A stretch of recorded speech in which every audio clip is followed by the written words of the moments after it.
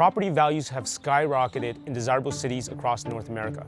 So in this video, we want to explore some ideas and strategies on how to implement garden suites and accessory dwelling units to maximize its function and value in these expensive cities. So let's dive right into it.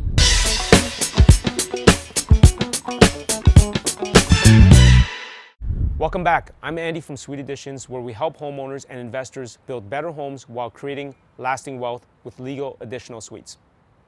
Download our free guides at www.suiteadditions.com to get started.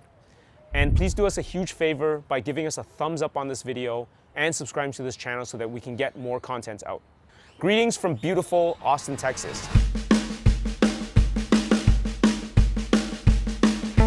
So we're visiting the city for a few short days, learning about garden suites and accessory dwelling units, or ADUs for short. We checked out a bunch of cool projects, so we'll be sharing some of the great footage from this city to get you inspired. Right now, we're staying at this cool, tiny house located in the backyard of this property. You can see that it has all the amenities we need, and we're just steps away from downtown Austin. Now, there are many cities across North America that are rapidly growing and, of course, experiencing extremely high costs for housing, both for purchase and rent. In Canada, the two biggest markets, of course, are Toronto and Vancouver. Montreal and Ottawa have experienced huge growth as well. And even Halifax, Calgary, and Edmonton have taken a piece of the action. In the US, desirable cities such as Austin, where we are right now, we see a housing boom as more people are moving here to do business, and there's a huge tech scene. Other cities include Miami, Portland, and Seattle that are unable to keep up with the housing demand. And of course, the entire state of California. Obviously, we're advocates of garden suites and ADUs as one part of the solution to alleviate some of the insane housing demand and hopefully make things more affordable. Those homeowners and investors who are willing to do the work involved will be able to create wealth along the way. However, in these highly desirable cities, it might not be enough to simply create a garden suite or ADU in your backyard to maximize its value, given the land costs being so expensive in these places. We may need to implement some other strategies in order to put garden suites to its highest and best use. So I'm going to first share some strategies that can be implemented in most jurisdictions that allow garden suites and ADUs. And then we'll get into more interesting bylaws that are unique to specific municipalities. So some of this might be out of your control, but if you're aware of these strategies, then you may want to be involved with your city planning process to perhaps get some of these rules pushed through. So let's start with some of the items that are common among many cities and towns that help boost value. The first is maximizing square footage with a basement space. Many cities only focus on the footprint ratio of the ADU and not the interior square footage. This may be a good opportunity to double the floor space. It can be expensive to do, but it might be worth it if the overall lot is smaller. The second item is similar, but instead of a basement, you may want to add a second floor. Sometimes the city will allow you to go up to 20 feet or even higher, which means that you can have a two-story ADU. The third item is maximizing the number of bedrooms. At the end of the day, 2 bedrooms are better than 1, and 3 bedrooms are better than 2. Of course, this is dependent on city rules as well. If you can do it without significantly making the space feel smaller, it's definitely a good idea. More rooms create flexibility for the people that will be living in it. So for example, siblings and friends can live together if it's a 2-bedroom unit, but not if it's a 1-bedroom unit. Also, an extra bedroom is ideal these days more than ever for work-from-home arrangements. Okay, so that covers some of the basic value adds. Let's go over some of the items that are more unique and creative to add value to a property where we're intending to build a garden suite or ADU. These are more policy items that may be outside of your control, but I feel that if the municipalities implemented these policies, it would really help push for more housing units and allow homeowners to add greater value to the property. If you're in the building and planning departments of a town or city, you should try to encourage these policies. If you're a regular citizen, housing advocate, homeowner, or investor wanting to see better policy for ADUs, I encourage you to get involved in your local municipality. The first item is making 3 units or even 4 units by right in single-family neighborhoods. This is allowed in many places such as Edmonton, Vancouver, Portland, and now with Bill 108 in Ontario. In Ontario, there will be various rollout dates depending on the city. By allowing people to have 3 separate units in what was once a single-family home, this can potentially triple the housing on a given lot. This does huge to add value to a property in a desirable city.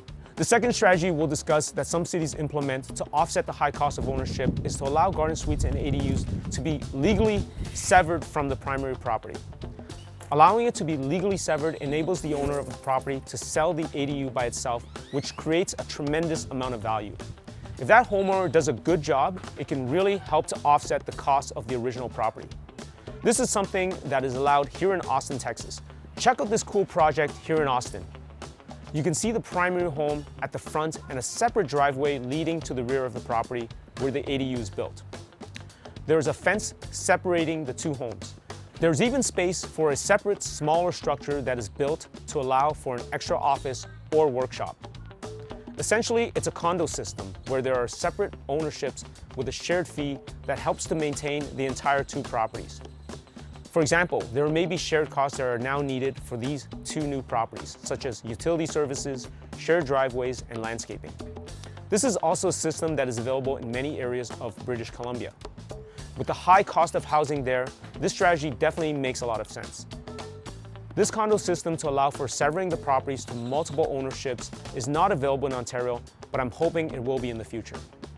In California, they recently passed Bill SB 9, which allows people to sever a single property, build a new house, and then build an ADU on the back of each one of these, thereby turning one house into 4 units with 2 separate ownerships.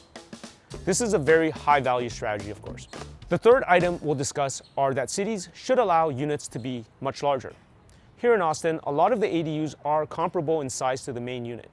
Check out some of these cool examples we've seen. Here you can see 2 separate mailboxes. The ADU at the rear is not much smaller than the main unit. They did a great job here of matching the ADU with the primary house. In Toronto, many laneway houses are built without side yard setbacks, meaning that the unit can go right to the property line. This saves a ton of space and allows the interior to be much larger. Building the unit as large as the bylaws will allow is a smart option for expensive cities. The last strategy we'll discuss that some cities can implement are to allow second units within the ADU itself.